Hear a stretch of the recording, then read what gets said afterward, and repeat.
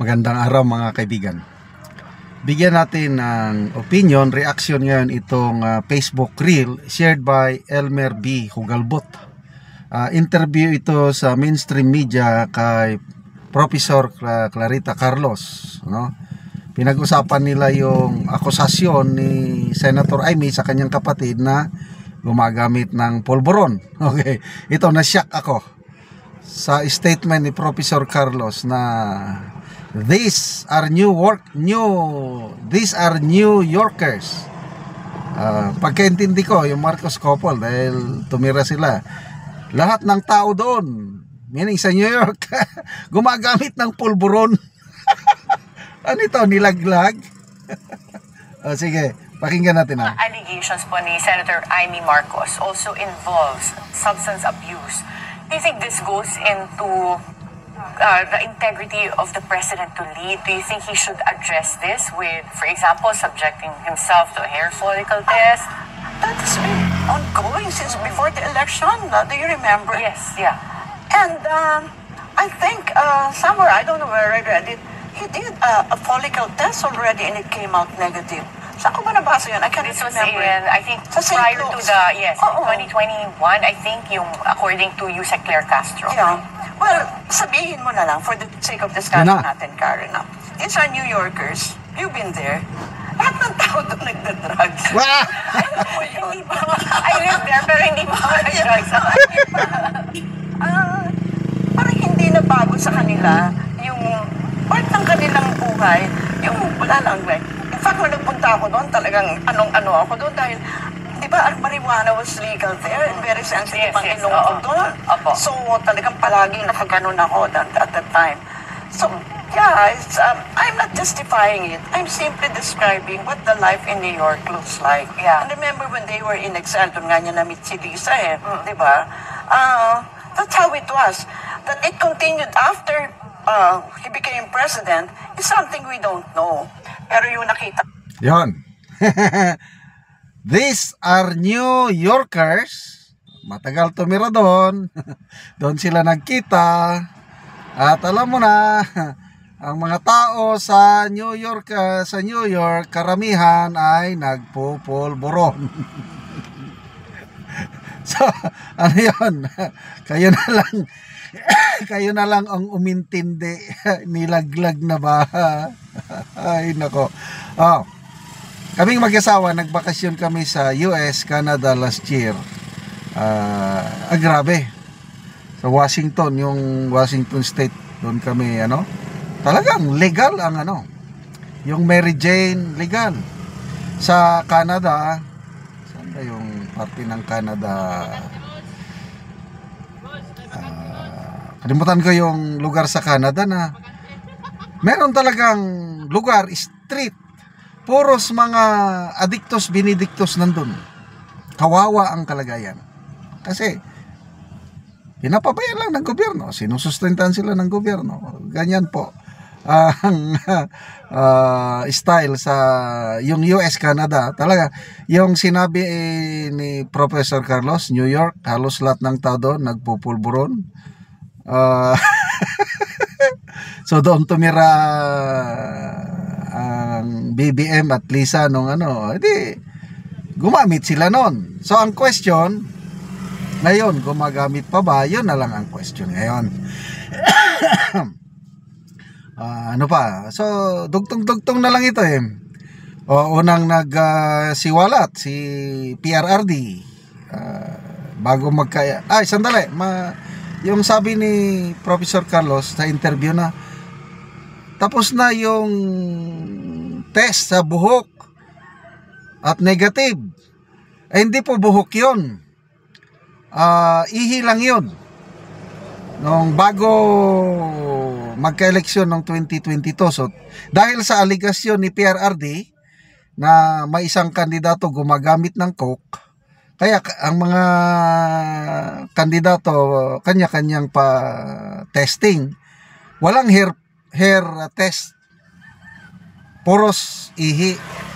At yun nga, lumabas negative si candidate BBM. Kaya lang may question yun. In just 2 minutes lumabas yung resulta. Sa ihi yun. Testing sa buhok, wala pa. Yun ngayon ang challenge. Bakit takot? Bakit tayo tapos ng isong ito, kung magpa-testing sila sa buhok, yun na nga ang challenge ni Senator Amy. Magpa-DNA test. Si Senator Amy, dahil hindi daw siya tunay na anak, sila namang pamilya, magpa-test sa buhok. Ayaw naman nilang kagatin. Kaya tuloy-tuloy lang ang issue na ito. So, ang dami na. Nikki Cusiting, ex-senator Nikki Cusiting, very bold, very confident. Kilala ko yan. Party boys ang mga yan. Walang ginawa kundi magpulburon. Sinunda ni Miss Cathy Binag doon mismo sa Malacanang. She was offered coke by the First Lady. Hindi naman nila sinampahan ng kaso. Yun, personal experience ni Cathy Binag yun. Tapos ang pinaka-latest nga pasabog, si Manang Amy. Nang iba, binabati ko si Manang Amy, hindi daw yun gawain ng Pilipino, politika lang daw. Sinasabi ng bagong spokesperson sa Malacanang. May bagong spokesperson sa Malacanang ngayon, taga-depensa, katulong ni Auntie Claire. Nabasa ko lang sa post ito, Pinky Castro ang pangalan ng bagong spokesperson. Hindi daw yun gawain ng Pilipino. But to me, saludo ako kay Manang Amy. Yung ginawa niya is more of a Filipino. Gusto niyang isalbar ang bayan. Kasi alam niya, kilala niya kung sino yung kapatid niya, ano ang ginagawa. Masakit yung ginawa ni Manang Amy, but I salute her for her courage to do that one. Yung pagmamahal niya sa kanyang kapatid, nandun pa rin. Damandama ko yung sisterly love ni Manang Amy sa kanyang kapatid niya si Bongbong. Umuwi na tayo, magpahinga ka na, magpagamot ka. Wow, what a loving Sinasabi na, bakit sa away pamilya lang, wag mong hindi po ordinaryong pamilya ito, Senator Lacson. Pamilya ito ng Pangulo, leading 117 million Filipinos. Kung ordinaryo pamilya lang, yes, wag nang kailang buhay ng millions of Filipinos ang nakataya. Okay? Kaya salamat mga kaibigan sa inyong pagsubaybay sa ating channel. Nakakatulong kayo ng malaki sa tribong Talanding ng Bukidnon dahil ang income natin sa channel nito, pantulong po sa tribo. Namimigay tayo ngayon ng libreng yero at pako sa tribo para makapagpatayo sila ng mas maayos na tirahan. Panoorin nyo ang video na ito. Ang natagaan og yero si nanay, yang gitabangan kay tigulang na manggod. So siya ang nagdala sa yero ni nanay. Klaro gid yan. Si nanay ang tag-iya sa balay. So muna ni ang itsura sa balay ni nanay. Sa tagaan na og yero. Muna na ang itsura sa iyang atop. Mga dagko na gid kay busto to. Para elo labi pinang kapidi. May kaayo, mga dagko na gid ang buslot. Pinanuli panda. So kini si nanay, kulang na ni siya og siya ang nagpuyo ani. Ining balay nga inani na ang itsura sa atop. Nanay, pila na ni katuig nanay ang imong balay? Nga inani na ang itsura. Pilo ni gali oy, unga ide Pila na nanay ni katuig nanay? 21 ni kay tuig. 21 na katuig. So ikaw ra ani nanay nagpuyo? Ikaw ra ani nagpuyo ning balaya? Dili na kay si nanay ka dungog. Kuan. Imong apo?